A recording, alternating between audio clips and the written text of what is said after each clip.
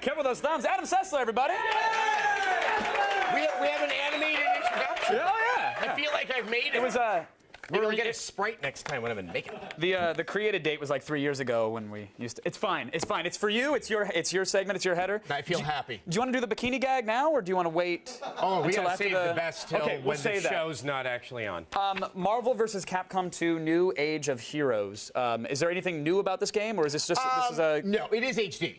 Okay. And that really is kind of the newest. Well, and it has online play. Right. But this is fundamentally your classic Marvel vs. Capcom 2, which came out, I believe it was 2000, in the wonderful era of the Dreamcast. This is one of... Damn, I missed the Dreamcast. I'm sorry. I'm already derailing it's going to be the 10-year anniversary of the launch this week. It's such a good console, man. It was so good. But all right, so they're redoing it. When you say it's in HD now, that's actually quite an undertaking to actually create this, because don't they have to like redraw assets and...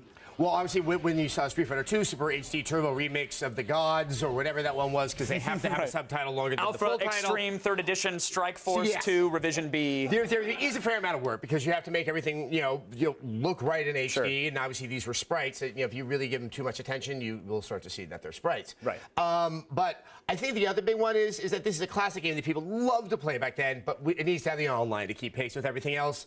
And the online works. Well, and that's good, yeah. So, and that's always the biggest thing, because besides nostalgia, the reason to get this game is to challenge your friends. And with a fighter, with any game that is twitch, instant reflex, you have to have it. Online is so critical. The slightest bit of lag or poor matchmaking will throw your experience out of whack.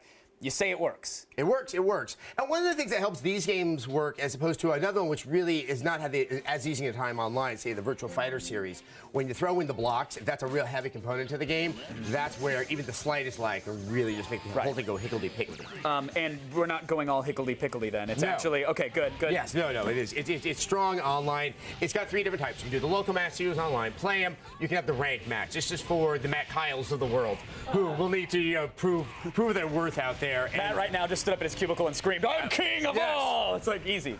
And then obviously you have the ones where you just invite your friends and you see who's better than the other one. Of course, and it's never me because I suck at these games. I am so bad at these games. Let's just get it out there. Well, yeah, no, we're terrible at them, and that's fine. But with games like Street Fighter 4, you have King of Fighters 12 being released this year. I mean, is this a resurgence of the 2D fighter, or has it always sort of been around, but guys like me that suck at it just didn't notice? It had like its heyday, especially back when Marvel vs. Capcom 2. I mean, I think Capcom put out like 7 2D fighters in a 3-month period, and I was trying to produce reviews, and they all became the same game in my head. Right. It's like there's the one where the things come out of the hands. Right. We are seeing a resurgence. I don't think it's an intentional resurgence. Obviously, Street Fighter 4 sort of stands head and shoulders above everything else, but it just seems to be almost coincidence. Blaze Blue's coming out, obviously, as you said, King of Fighters 12.